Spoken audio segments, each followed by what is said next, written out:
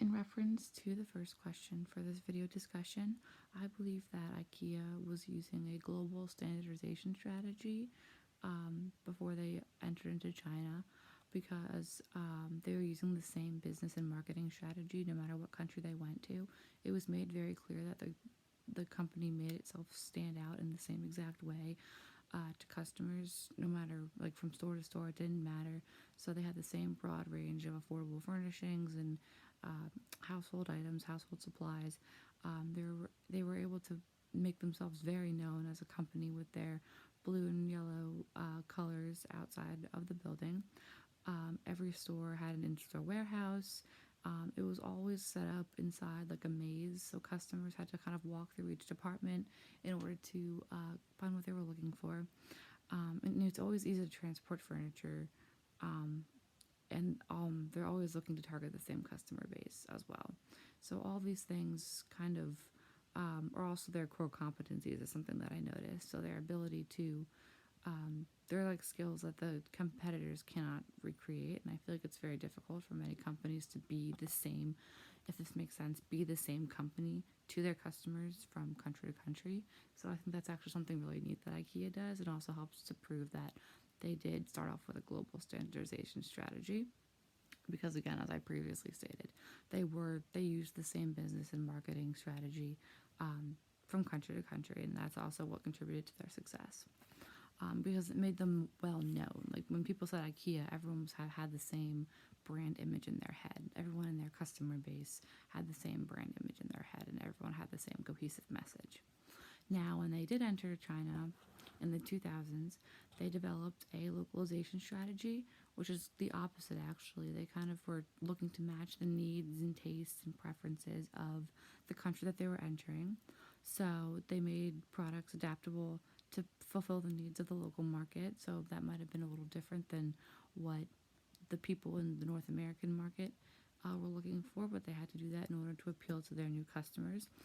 And the store layout was very similar to a Chinese apartment, which I think is a benefit because it creates a different level of customer appeal, and it shows that the company is willing to try to connect with the customers in a certain way and make them feel welcome upon entering the store. And it's not forcing them to kind of adapt and change themselves to an American culture when they enter a store. They can go in and they can feel comfortable shopping there, and it just creates a benefit in the sense that they're going to keep shopping there if they feel comfortable and have a great experience, and that will increase revenue and in the end, in the long run. The store was made accessible to many people because it was located near the public transportation, again, providing a benefit because if more people can get there, again, that increases profit if more people can shop there. And it also kind of goes back to my first point, like they're proving that they want, like, we want you to shop at our store, and they're making that very clear by making it so accessible. People who are going to get on the bus or the subway or whatever transportation they might be referring to might be able to just stop in quick, but it's not just made accessible to people in the suburbs or in the busy part of the city. Like, absolutely anybody can get there, and that kind of goes back to my first point. And their delivery service, it's convenient for Chinese customers, and that's a benefit because it helps the company be able to reach out to customers who might not be able to get to the store for various reasons, illness, age, simply don't have time to shop, whatever the case may be. They can really show these customers that no matter your situation, no matter your economic status, regardless of your situation, we want you to be our loyal customers, and we're going to help you do that.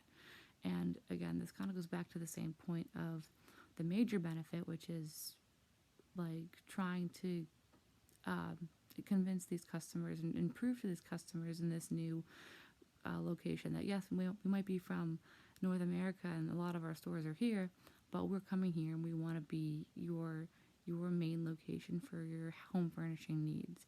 And again, the major benefit in the end is going to be profit, of course, but it also just proves that they can be adaptable. And I think that reaching out to these different countries in this way will not force them to have to accept a certain culture that's not their own. And it really just makes them more appealing as a company. So I think that's probably the biggest benefit of this of this strategy. It's not forcing them to accept products and business practices that aren't their own, maybe for ethical reasons, and it just shows that. And also, the big benefit here is that it can help them, from a company standpoint, just increase their customer base, increase their loyal customers, because while they target the same customers between the ages of 20 and 30 who are mobile, as stated in the case, it helps to increase their customer base to similar people here, but it could also help open that more and like make them more accessible to a larger and more diverse customer base. So that only helps to improve their brand image as well.